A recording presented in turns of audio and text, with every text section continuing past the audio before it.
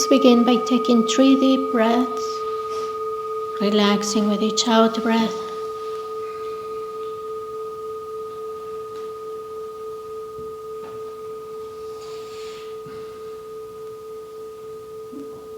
Setting our motivation.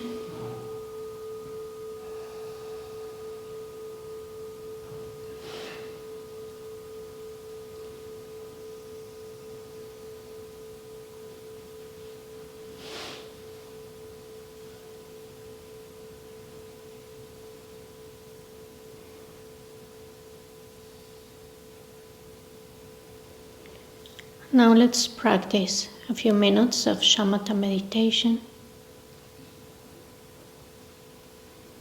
with the method of your preference.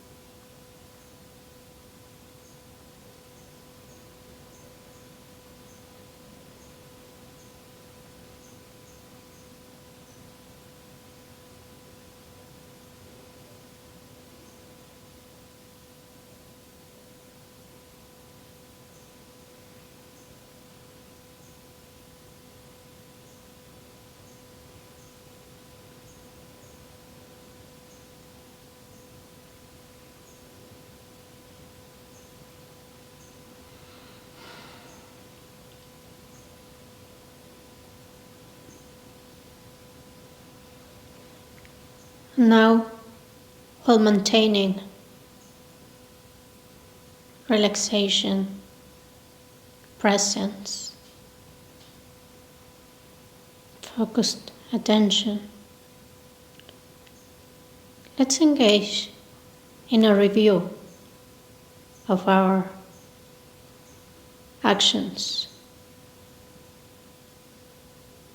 First, let's review destructive actions that we did during this past year, and if we find that we performed one of these following actions, Check if you have done it in the past, during your life, if it is a habit, if it's something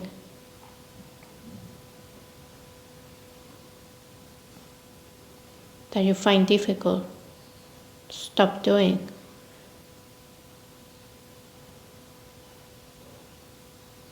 And if it's something you would like to purify.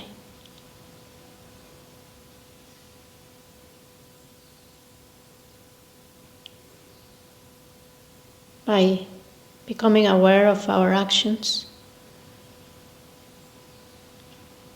we can start taking the steps to purify them and to develop a strong intention to live wisely and compassionately in the future.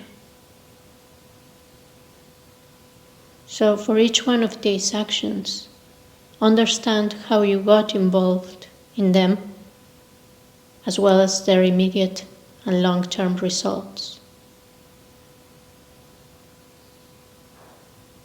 The first one is killing, taking the life of any sentient being, including animals. Even the smallest insect is a sentient being.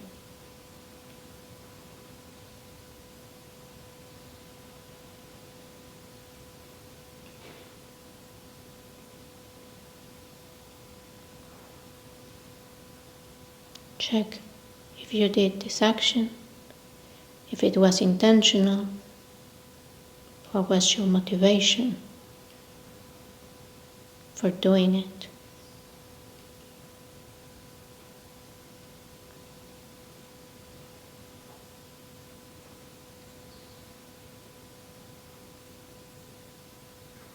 And develop that intention to not repeat this action in the future.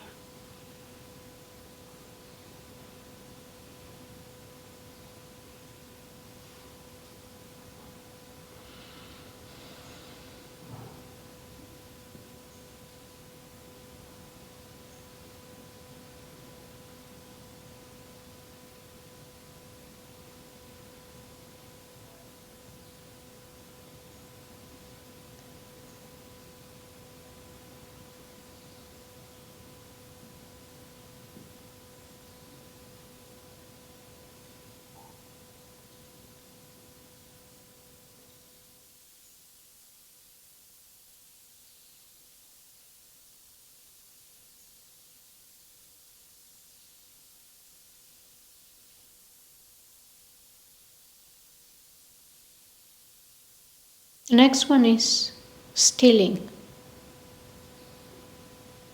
taking what has not been given to you.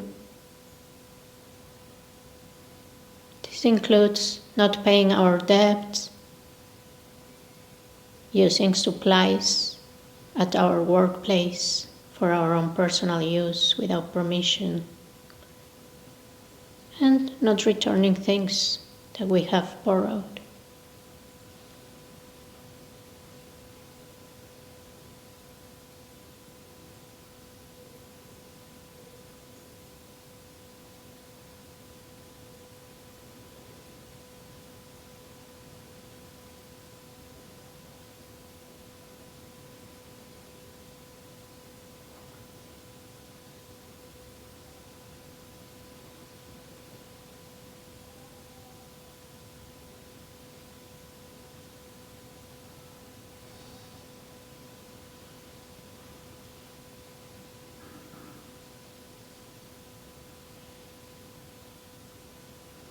The next one is unwise sexual behavior. Adultery and carelessly using sexuality that harms others physically or emotionally.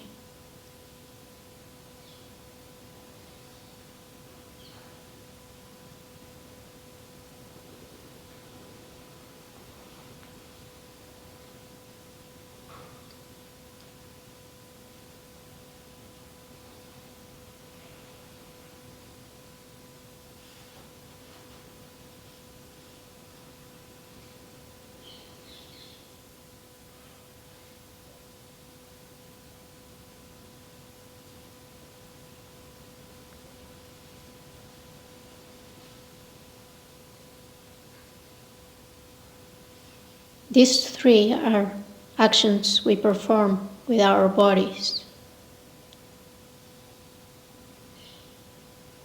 The following are actions we perform with our speech. The first one is lying. Deliberately deceiving others.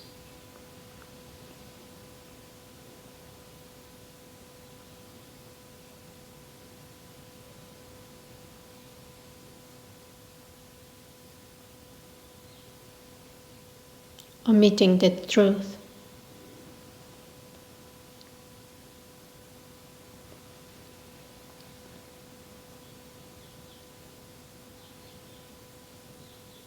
All of these enter the category of lying.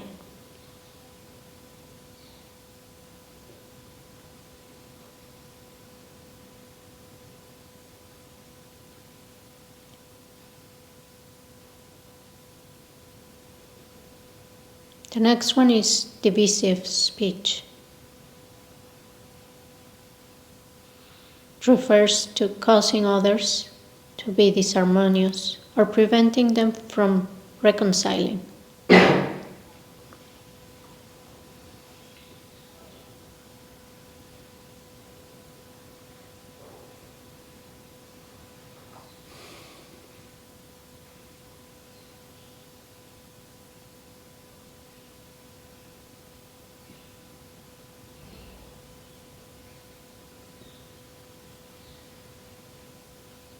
The next one is harsh words. Includes insulting, abusing, ridiculing, teasing, or deliberately hurting others' feelings. Bullying.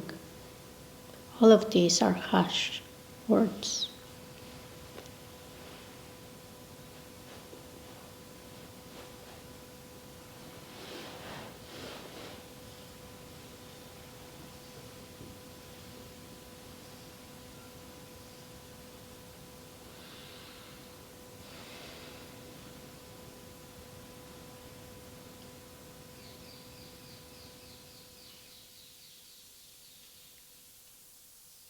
The next one is idle talk, which means talking about unimportant topics for no particular purpose. Gossiping.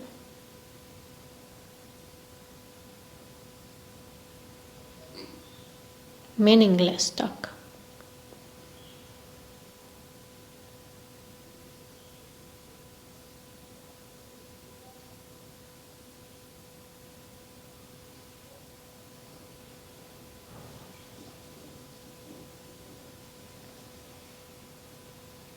These are 4 actions we perform with our speech. And the next ones are actions we perform with our minds.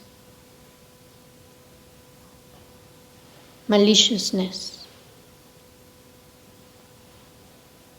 is planning to hurt others or to take revenge on them.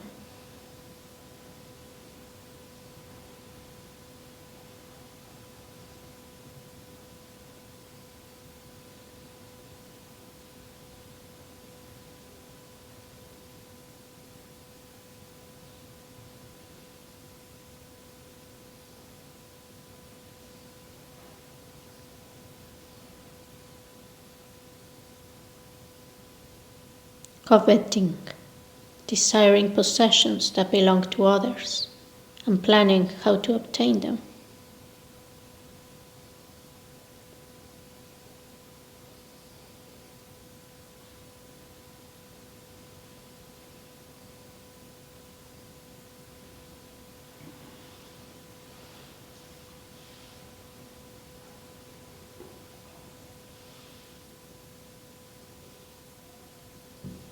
And wrong views, strongly holding to cynical views that deny the existence of important things, such as the possibility to become enlightened rebirth, karma, and the three jewels.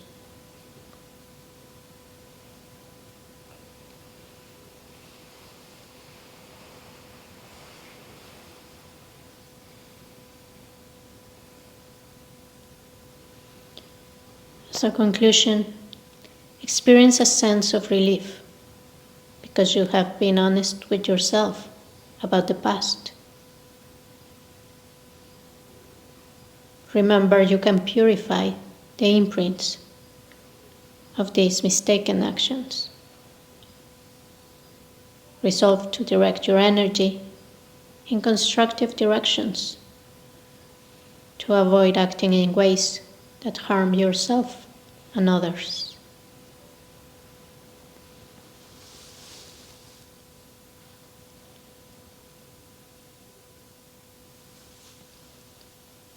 It is equally important to become aware of our constructive actions.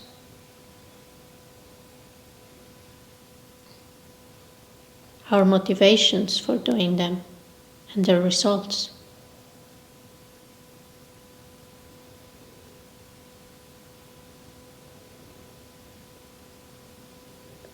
Bring to mind all those constructive actions you performed during this past year, and include actions of the past as well.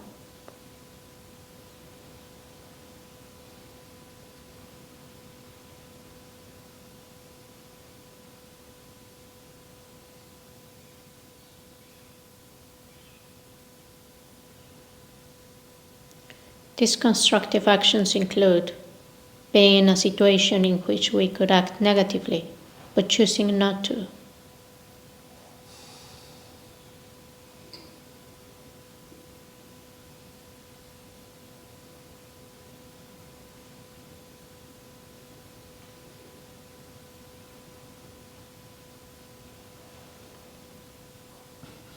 Doing the opposite of the destructive ones.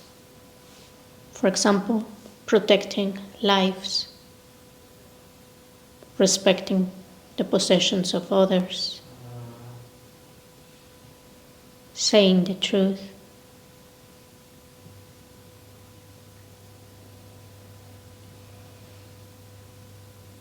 and cultivating the far-reaching attitudes of generosity, ethical discipline, patience, joyous effort, concentration, and wisdom.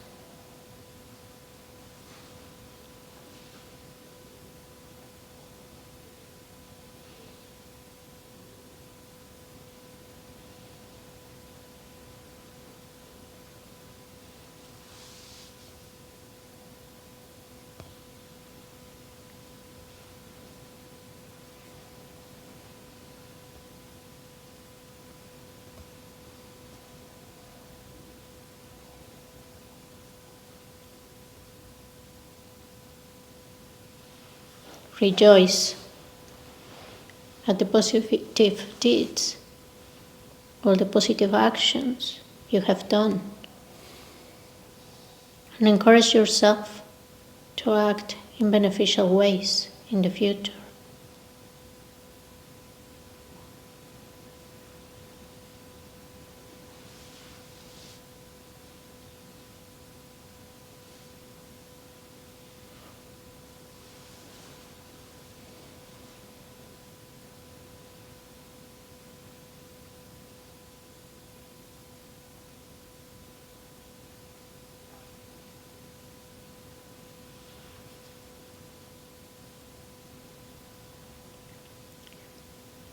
Now, in order to purify those karmic imprints of our destructive actions and relieve the psychological heaviness of guilt,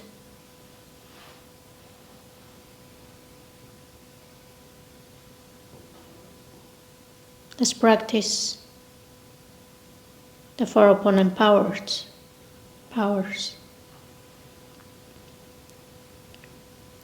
First, visualize above us or the Bodhisattvas, Buddhas,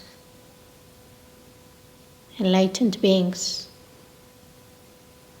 all those beings that inspire you by their behavior, their ethical life, their kindness.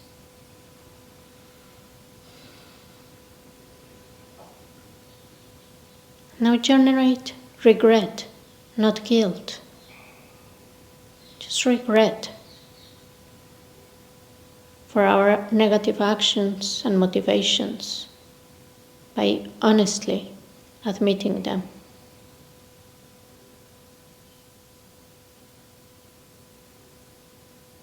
Feel that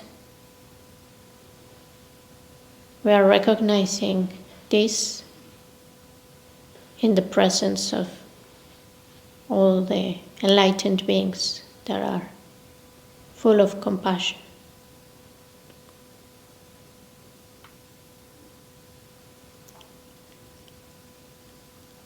And commit to repair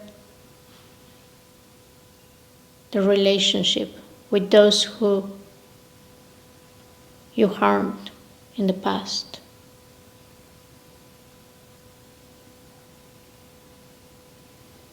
Generate a positive attitude towards them.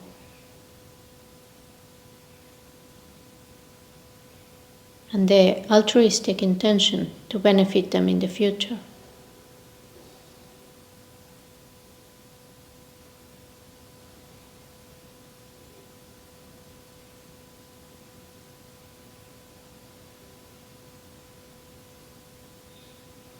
Determined to apologize to those you have harmed, to return what you took.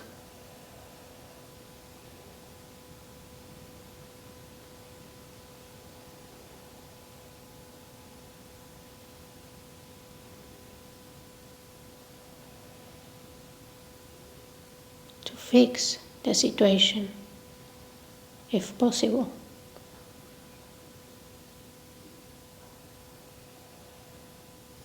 And when it's not possible, focus on wishing them well.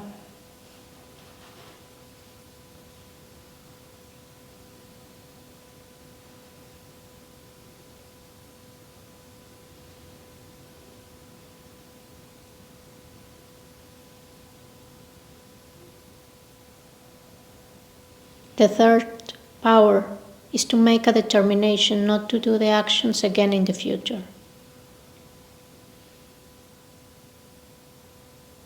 And for those actions you cannot honestly say you will never do again, make a determination to abandon them for a specific amount of time that is reasonable for you.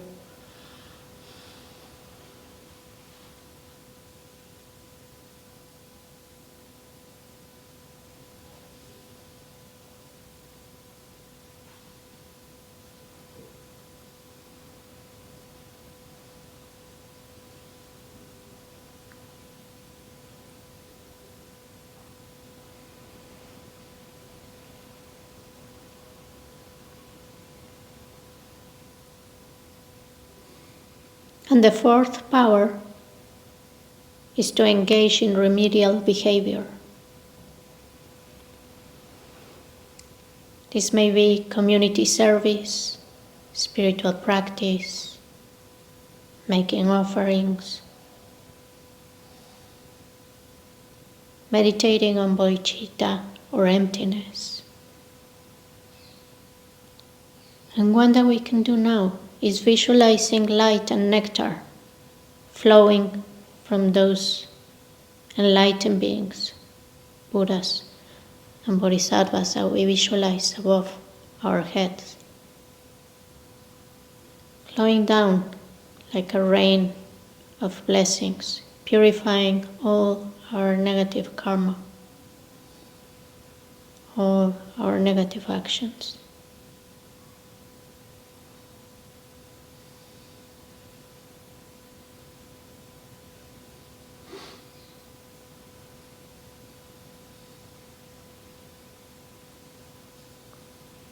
Feel that light cleaning your body and your mind.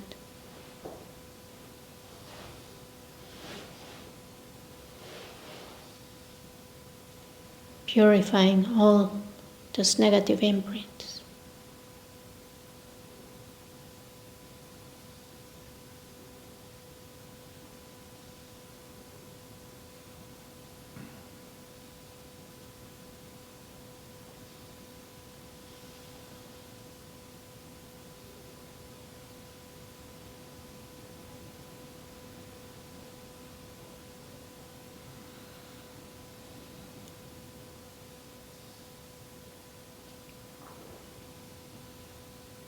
Feel that you have purified those negative karmic imprints and released all guilt, and that you are determined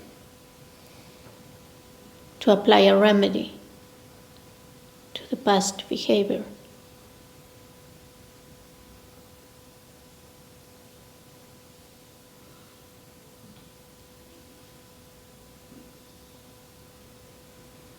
Feel psychologically and spiritually cleansed, so you can go on with your life with a fresh and positive attitude.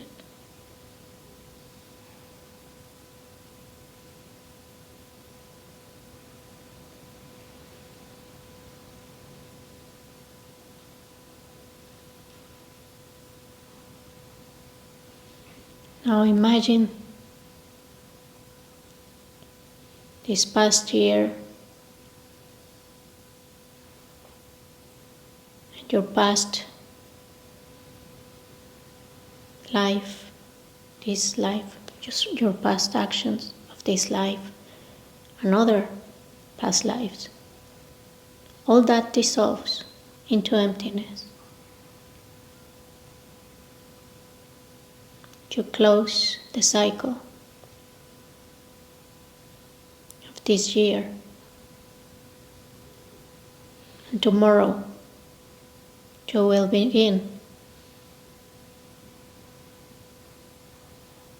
a new, fresh start with a positive motivation.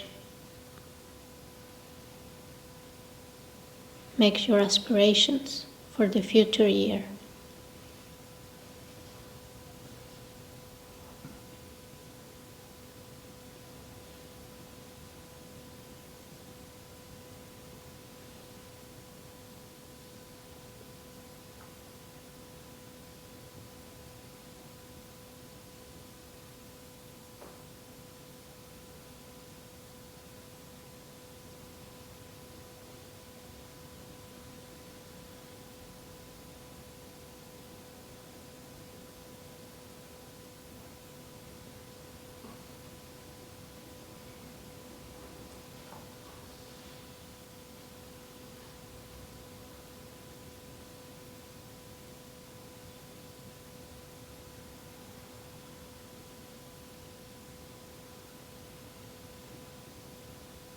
Now just rest in the present.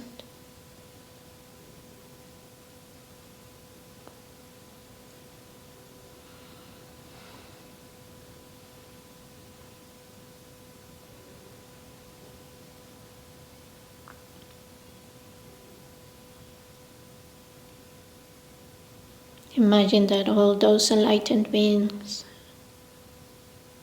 Bodhisattvas, Buddhas, realized masters, they all dissolve into you.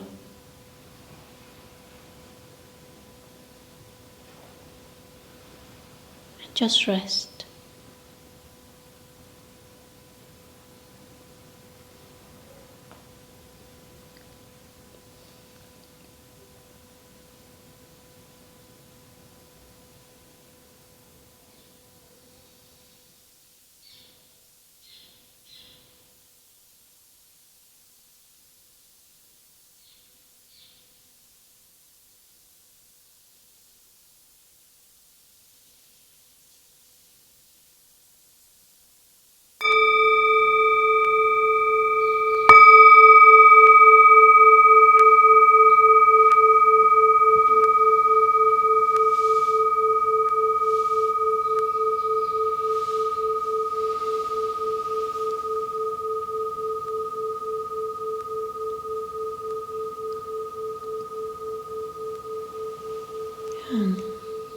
Let's come back, stretch a little bit.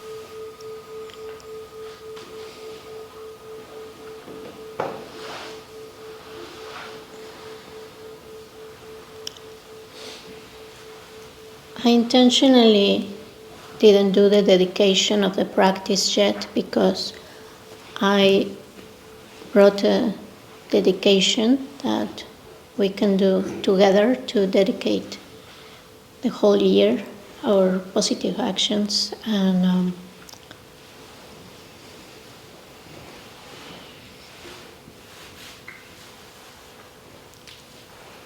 this dedication comes from realized bodhisattva called Shantideva. He comes from his text, The Way of Life of the Bodhisattva. And this is a beautiful text that describes how to live like a bodhisattva. A practitioner that is always working for the benefit of others and applying all the teachings, right? And so that's the whole idea, to recognize our negative actions and how we harm others and ourselves through those actions, and by that create suffering. So if we stop doing those negative actions, first we start fixing our lives. We stop creating suffering for ourselves and those around us. And just by sitting and meditating and not engaging in those behaviors, we're doing something really positive, because when we're meditating, we're not lying, we are not killing, we are not stealing. So just by reframing from those negative actions, we already are taking a step on the path. And then we can not only do that, but start cultivating positive actions every time we interact with our body, speech, and mind with others in the world, and bring happiness. So putting that compassion, that loving kindness in action in the world, right? And in order to purify those negative actions, there are these four operating powers. As we saw, in order to complete an action, we have the intention, we have the motivation, we do the action, and then we rejoice that we did the action, right? In the same way, we need to kind of take the opposite steps to purify it. So we have to have that regret, that recognizing that we did an action that was harmful. Because if we say, well, yeah, I stole that money, but it was a good thing to do because, I don't know, I'm going to give it to somebody else.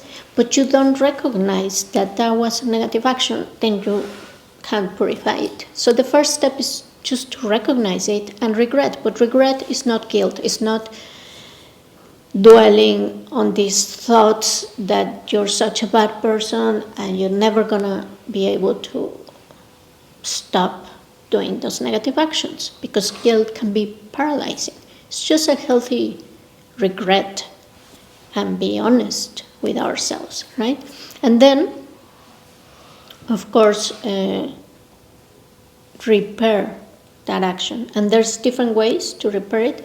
Sometimes we can just return the thing, ask for forgiveness, but sometimes it's more complex and we don't have the chance to do that. So we can do something,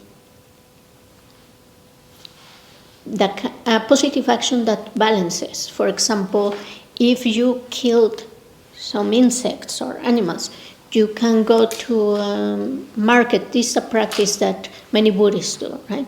They go to a market and they get some fish or animals that are going to be killed, and they liberate them. Yeah, this sometimes has other implications. For example, in Nepal, around the stupa, there are some people that know, oh, there's a lot of Buddhists coming here, so let's sell them some birds in cages so that they can liberate them. But then you have this cycle where people buy them, they free them, and then these guys just catch them so they can sell them again, right? And that's kind of an unethical behavior. But there's other ways and things you can do. For example, Lama Zopa Rinpoche, the founder of the FPMT, near Kopan Monastery, which is on a hill in Nepal, he designated a piece of land to create like a retreat center for animals. It's very beautiful, you can visit. And they have goats and cows. They have many animals that they have rescued, that they were going to be killed, and they rescued them. Right? And they put mantras, chantings of mantras.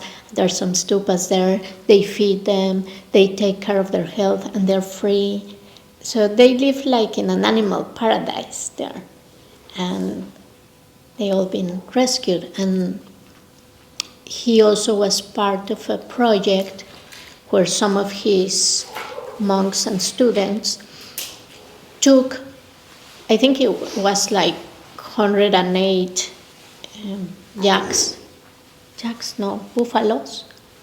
buffaloes, right? There's a documentary showing the whole trip of taking these animals that are huge, and they were going to be sacrificed. And they take them all the way to a village that is very remote in the mountains. But in that village, there is kind of an ethical law of not killing animals.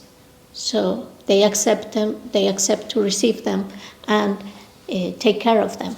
So you see this journey that is incredible, because they have to pass all these animals through little cliffs and rivers, and it's a whole adventure. It's a very interesting documentary. And then they finally bring them to this village, and at the end they show scenes of how they came the next year, and they found that some of them had babies, so the family there was growing, and they were taking care of them. And all these documentaries to inspire people to stop harming animals, right? So there's many things we can do as actions that are remedial actions or repair. You can, if you stole something, you can give to other people that are in need. And by that action, you are balancing. But there's also actions that are related to practice, because practice is orienting our minds towards liberation, to the alleviation of suffering of beings. So it has a lot of virtue, a lot of power. And so simply by visualizing enlightened beings, or Vajrasattva in the case of the tantric practice we discussed, and visualizing that nectar purifying you, if you recite the mantra of Vajrasattva, it has a lot of power, and creating positive imprints. So it's a form of confession of your actions in front of beings that are compassionate, and their mind is omniscient, so they are here everywhere. Our minds are not separate from their minds, they're all Buddha mind.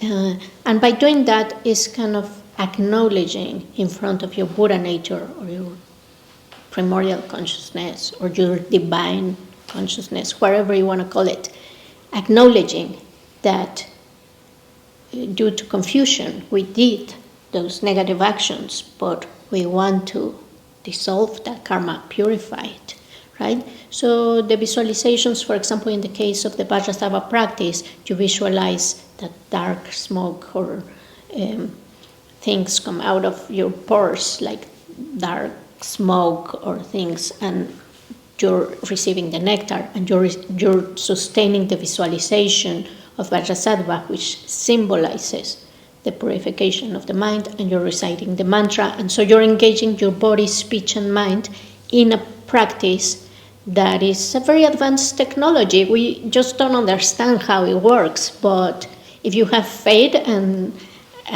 willingness to do it, is a very strong purification that takes place, right? As I told you, there's a few centers that offer this 3-month Vajrasattva retreat in which you can engage in this practice and make a careful recount like we did today, but imagine 3 months of recounting your actions and really regretting each one of them and doing this practice of intense purification in a group where they are all reciting the mantra. It becomes very powerful, and it's very special because you can feel that the purification is taking place. So I'm glad some of you have asked about that retreat and have interest in doing it. If only one person here would do it, I would feel very, very happy. Because it's really a great experience. Of course, it's not for everybody. It can be quite intense, and if you're not ready, it can be really difficult. I mean, it's difficult. You already saw a retreat like this that is quite flexible. We make sure you have enough time to make your schedule, to go for walks, to be very relaxed. Most retreats are more strict, right? And if you're not ready for such intensity, you can have aversion or leave. And I mean, here, if you leave this retreat, it's okay, right? You already have all the tools. But if you live in the middle of a Vajrasattva retreat, you create negative imprints. If you don't finish what you committed to do, it has heavy karmic implications. So if you start it, it's best that you finish it because you complete the cycle, right? So that's one way to purify lots of karma. And then just by having that continuous practice of shamatha, bodhicitta, all the practices of the bodhisattva path,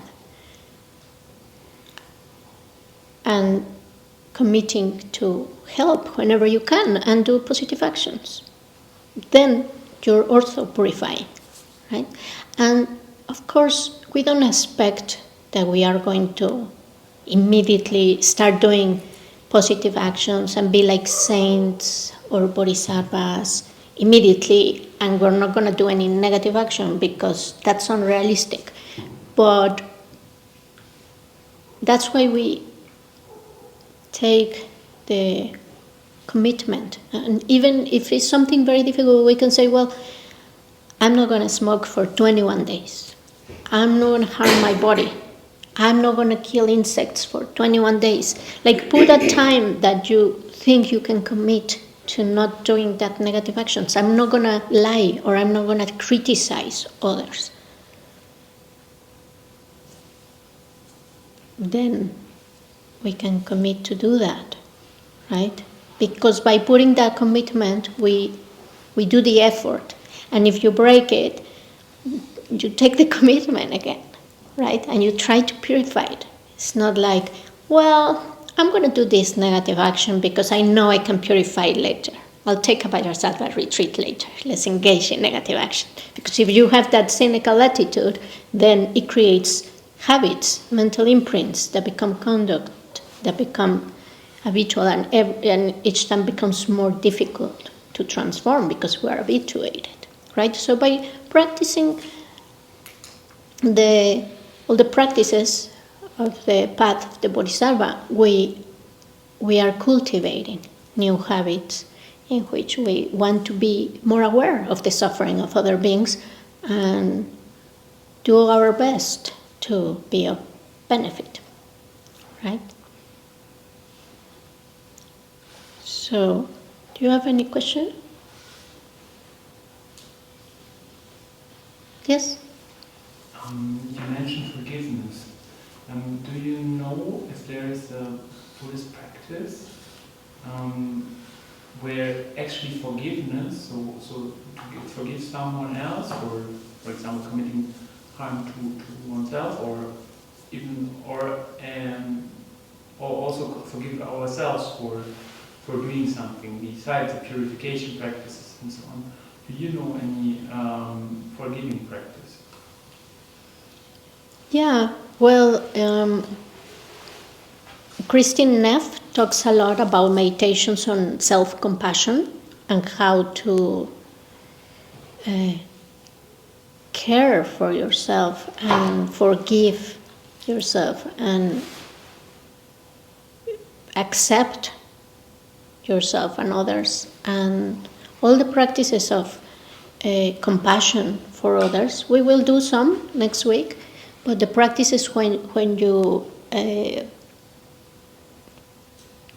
cultivate compassion or loving kindness, not only for our friends and strangers, but for our enemies, those who have harmed us or those who we harm. And when we practice loving kindness and compassion and Tonglen for them, we end up with that forgiveness, forgiving those actions and realizing that their behavior might have been harmful, but their minds are pure and that they also deserve happiness. So it's like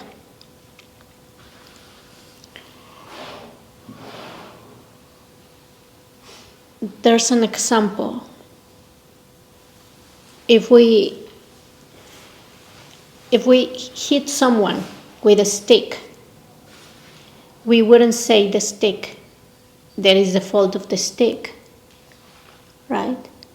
In the same way, we shouldn't see that the action was the person, but it was the mental affliction by which that person was dominated. So they were dominated by anger, for example.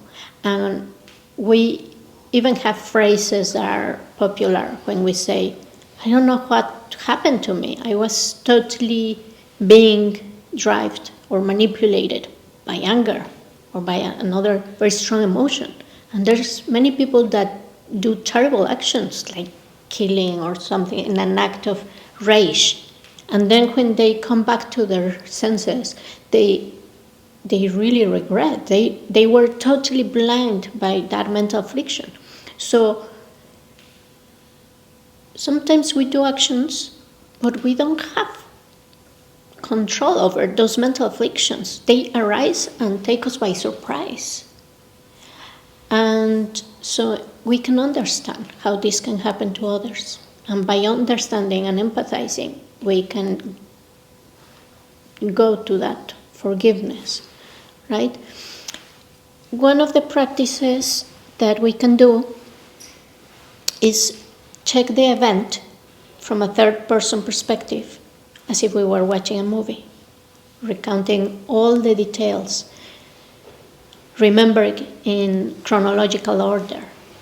And then when we come to the moment where the action took place, we pause the movie and we spend some time breathing, forgiving the person, forgiving ourselves, and liberating ourselves from that moment that is still taking so much energy from us. And it can be something that happened a long time ago. So we do that for some time, and then at the end we visualize the person forgiving us, we forgiving them, and that they go. We say goodbye, they walk in the distance or they dissolve into light, and we rest in a sense of peace. Right? So all that is very helpful. And sometimes we can do this for people who we cannot connect again and ask for a forgiveness. That maybe they passed away or we don't have a contact with them anymore. And we might think they don't feel it or they don't receive it, but remember, we are interdependent. We are not so separated as we believe. And we can connect to them from that deeper level of mind, from heart to heart, right? I was in a retreat and I was doing some of the practices of Pema Chodron for compassion, Tonglen, loving kindness. And I had this interesting experience because I was doing these meditations for each person that I met in my life and that was important in my life, right? And so I would bring them to mind and do these meditations for them, and forgiveness and loving kindness, compassion. And I would do like a whole session for each person. And when I came out of retreat, a person that I hadn't seen in years, they sent me a message. I found their message and it said, I was sitting in meditation and I saw you in front of me sending me light and I want to thank you. And that was enough proof for me that they somehow receive it, right? So it made me really happy to see that somehow it reaches the people you're connecting from the heart with them. And sometimes it's someone you interact in your daily life, but you can't talk to them, there's so much tension or there's difficulty to come close to them. But if you do these meditations, and you don't even have to say anything, the whole environment starts changing and somehow they start perceiving you different and you start perceiving them different and things change without even talking or anything. But you're not creating those same thoughts and reification of the person. You are changing, therefore the other person also changes. Are you talking about meditations in a style of Tonglen? In a style of Tonglen, in the style we did of visualizing light that you send, and you send them specific things or wishes. We're going to do more of these meditations next week, so it's more clear, okay? But yeah, any method or meditation that helps connect. Pema Chodron has very nice meditations. Sharon Salzberg. Check the Compassion with Christine Neff. Tara Brach has very beautiful meditations also, and an idea of radical acceptance, and that's also very beautiful. So, yeah, we have access to a lot of guided meditations and things we can find online nowadays, right? Any other question? Yes? I was thinking about, after this morning, thinking about emptiness. And this kind of relates because I could sort of understand emptiness, but what's the difference for you, I guess, between emptiness that leads to psychopathy and emptiness that leads to compassion? Why would you think it would lead to psychopathy? Well, like, so what I was thinking of was like the metaphor of like you wake up in a video game, and after dying a bunch of times, then you suddenly realize, oh, I'm in a video game. I can just create my own cheat codes and do whatever I want and walk through mountains. And so what's this, why do you turn around and treat the other people in the video game with compassion instead of just do whatever you want? Like, you know, there are examples of lamas who sleep with all their students, for example. And supposedly they've attained realization of emptiness, but then they kind of use that to manipulate the world around them. So how does it tie in?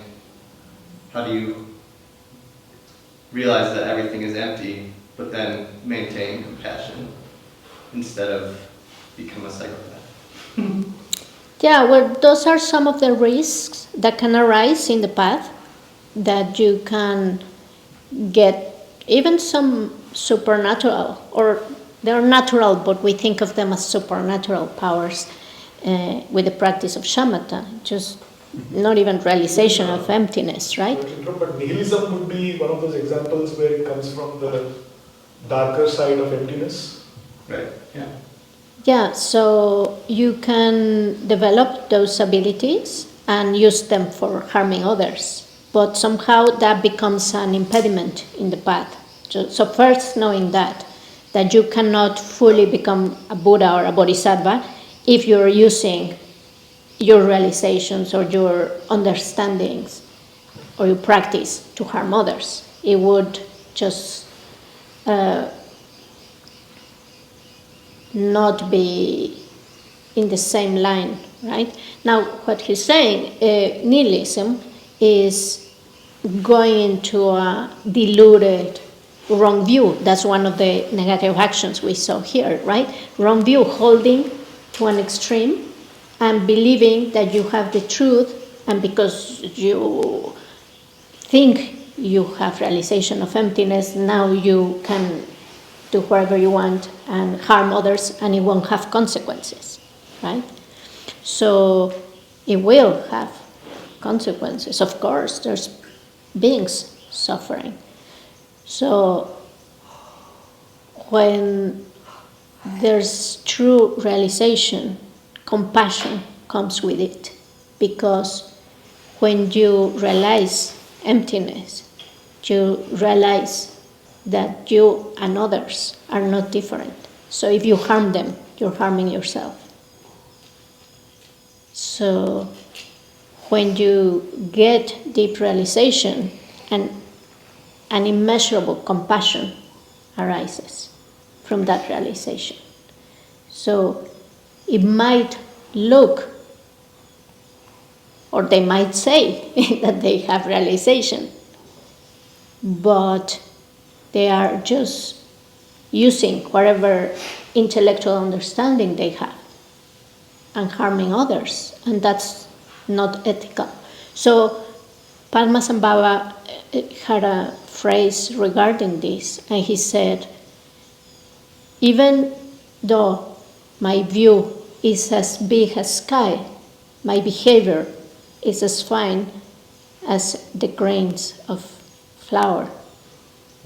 Right? So what he meant is that within relative reality, there is always going to be cause and consequence. So we have to be very careful about our actions and live an ethical way of life, at the same time that you're developing that realization of emptiness. If you don't integrate these two, you're going straight, you're going out of the way. So there is the risk of deceiving yourself and going in the wrong direction, right? So, for example, there was a cousin of the Buddha. What was his name? Somebody remembers the name? Devadatta. He was very jealous of the Buddha. He was part of the Sangha of the community. He was practicing And he was a very good practitioner and very dedicated, but he had a lot of jealousy arising. Jealousy for the Buddha, his cousin, because everybody admired him and revered him, and he felt that jealousy. So he even went so far to trying to kill the Buddha and do really heavy actions to kind of harm him, or he would speak bad about him and do all these things. There are stories in the sutras about all the things he did.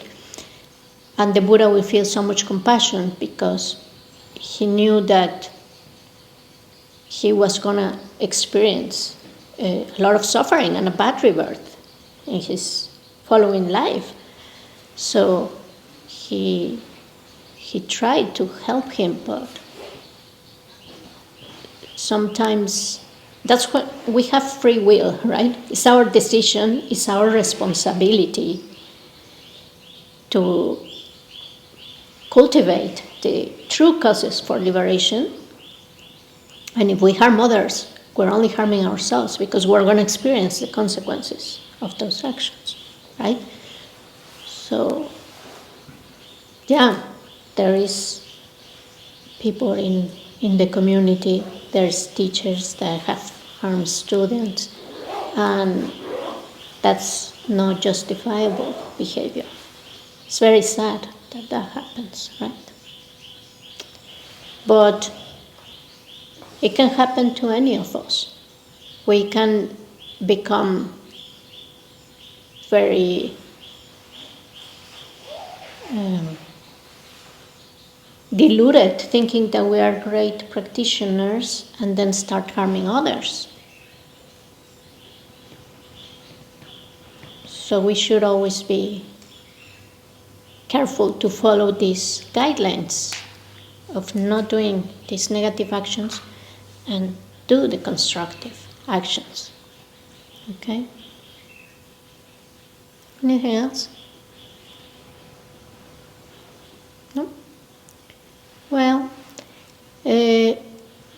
this dedication, I thought we can do it for the end of the... keep one. I don't know if there are enough. For the end of the year. And this is from Shantideva, as I was telling you. He was a great bodhisattva. He's one of the most revered masters. Tibetans love him. He was an Indian. Well, his story is that he was a prince and he decided to live the life of renunciant like the Buddha. He went to live that life, and then he found himself entering this monastic university called Nalanda, where he took ordination, right? He became a monk. He was living there in the Nalanda University. Nowadays you can visit the remains. It's a beautiful place. And that's where great teachers came from. It was a place where they were studying, debating, practicing, right? But Shantideva had this fame of being like a lazy guy who never comes to do the practices and the teachings, and he's just, they would say that his realizations were, I have it here. How was the, let me tell you.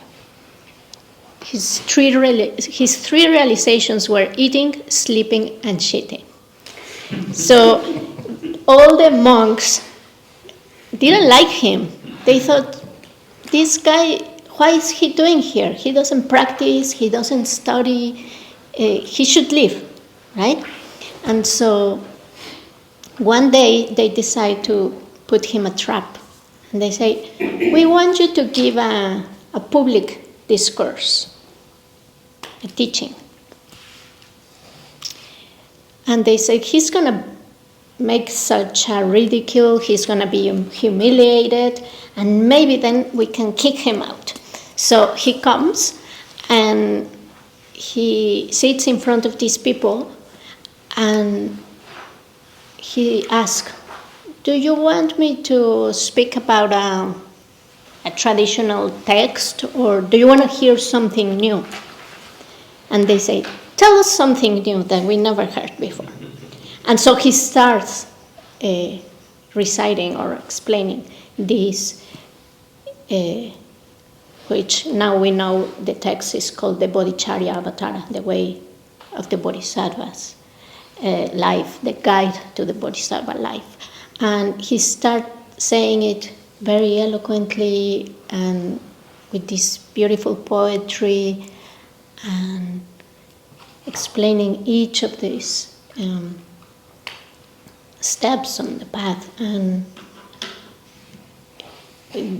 everybody is like surprised by how eloquently and beautiful what he's saying, and transformative, and also contemporary and amazing the way he's describing all of this.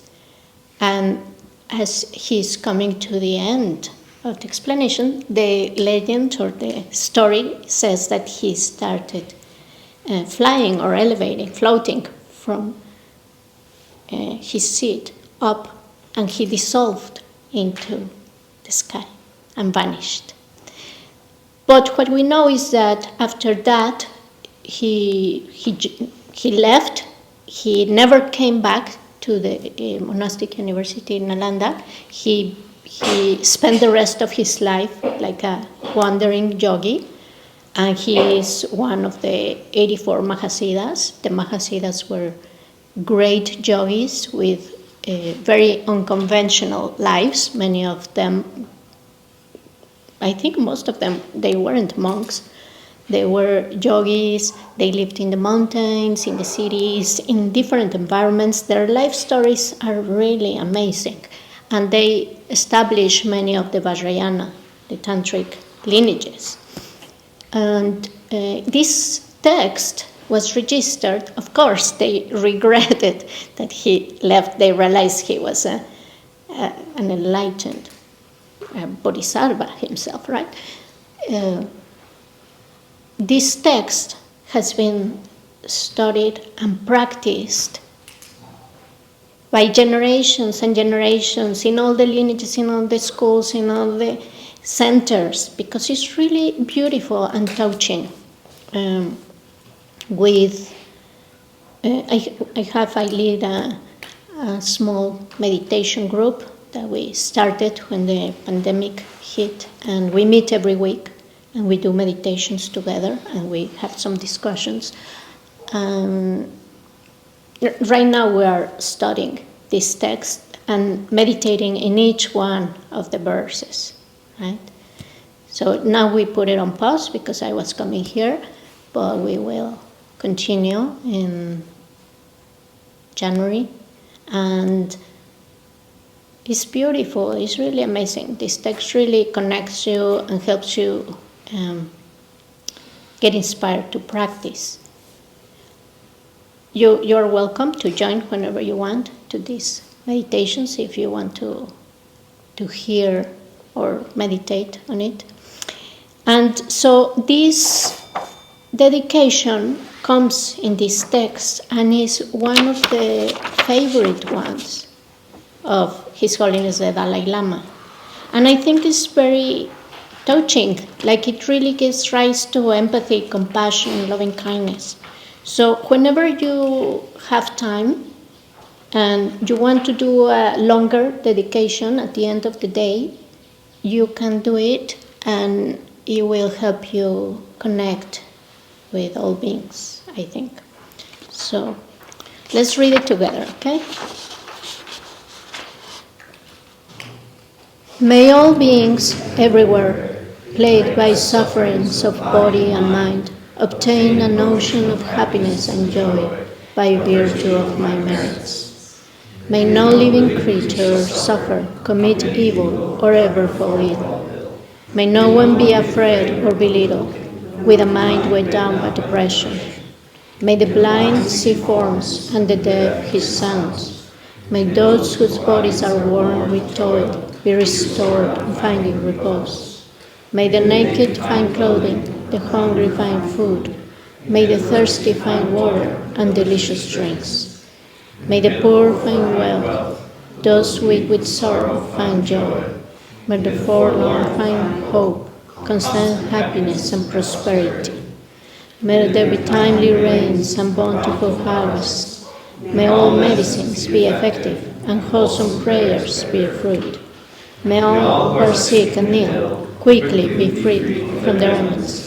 Whatever diseases there are in the world, may they never occur again. May the frightened cease to be afraid, and those bound be free. May the powerless find power, and may people think of benefiting each other. For as long as space remains, for as long as sentient beings remain, until then, right to remain to dispel the misery of the world.